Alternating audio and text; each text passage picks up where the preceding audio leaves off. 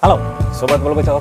Kembali lagi kita akan membahas sedikit tentang BR Liga 1, di mana akan terjadi pertandingan big match antara PSM Makassar versus Bali United. Kita tahu sendiri, PSM Makassar untuk sementara berada di peringkat ke-10 klasmen, sementara Bali United berada di peringkat ke-4 klasmen, sementara dengan mengoleksi 41 poin.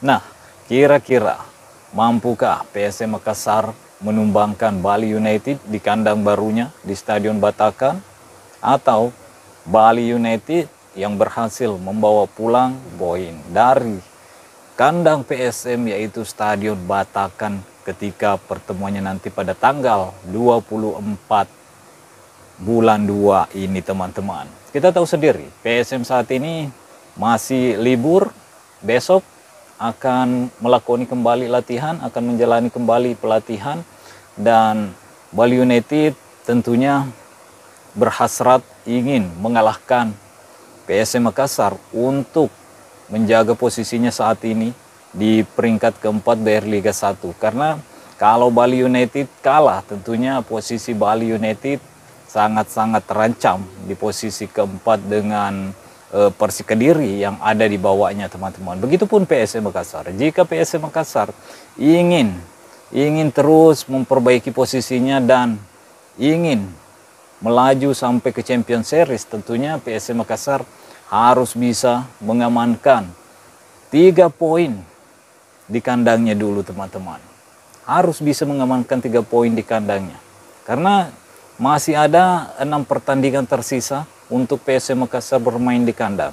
Jadi PSM masih bisa mengumpulkan poin 18 jika mampu memenangkan seluruh pertandingan yang ada di kandangnya nanti di Stadion Batakan ini. Jadi kalau ada 3 poin di 6 pertandingan, tentunya akan ada 18 poin yang dikumpulkan PSM Makassar. Ditambah dengan poin PSM saat ini yaitu 32, akan menjadi 50. Kita tahu sendiri, Bali United yang saat ini mengoleksi 41 poin. Jadi kalau PSM ingin menjaga asa, mempertahankan gelarnya yang ia raih di musim lalu, tentunya PSM harus bisa mencapai 4 besar di musim ini, yaitu Champions Series, teman-teman. Apalagi di Champions Series nanti katanya PAR udah akan digunakan di Champions Series BRI Liga 1. Jadi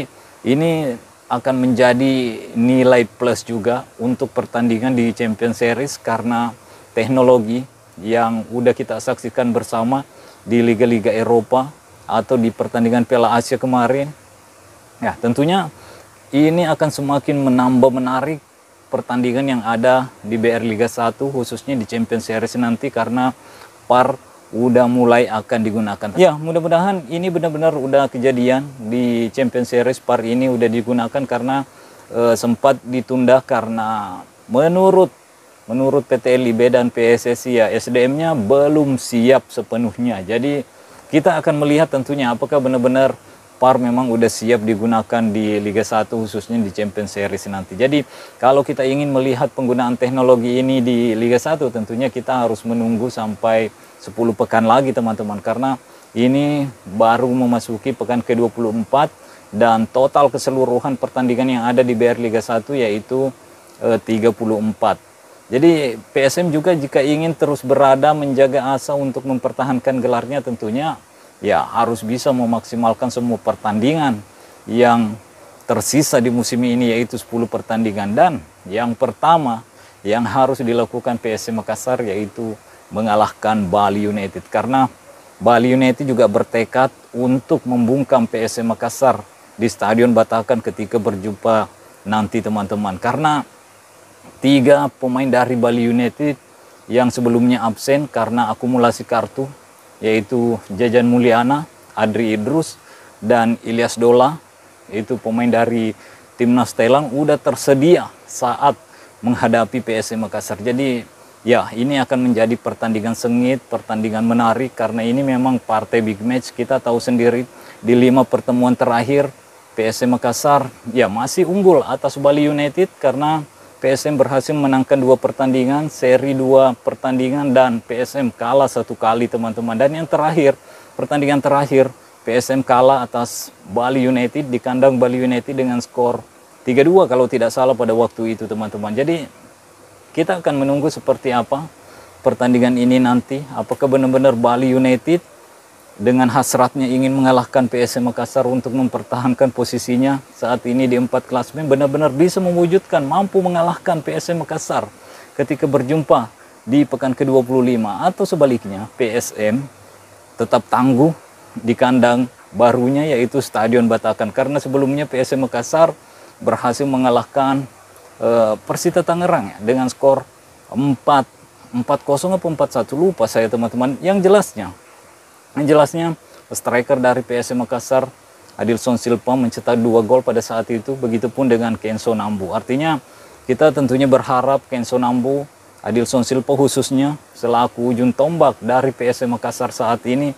bisa kembali menunjukkan produktivitasnya lebih tajam lagi di lini depan, karena seperti yang saya sudah bilang di video sebelumnya bahwa Adilson Silva semenjak kedatangannya PSM Makassar khususnya di Liga 1 masih minim golnya untuk PSM Makassar. Tapi Adilson Silva udah bisa mencetakkan gol ketika bermain di AFC Cup kemarin teman-teman, ketika mewakili PSM Makassar. Tapi di Liga 1 ya pemain ini memang benar-benar masih seret golnya di Liga 1. Dan yang terakhir Adilson Silva berhasil mencetakkan 2 gol ketika menghadapi Persita Tangerang. Begitupun dengan Kenzo Nambu yang saat ini memegang top skor di PSM Makassar, juga mencetak 2 gol ketika menghadapi Persita Tangerang.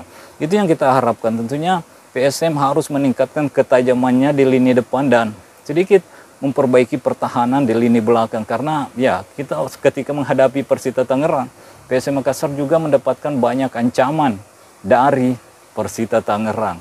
Dan saya ingin memberikan informasi sedikit tentang Timnas Indonesia. Pelatih Timnas Indonesia yaitu Sintayong saat ini tengah dilirik oleh Timnas Korea Selatan teman-teman.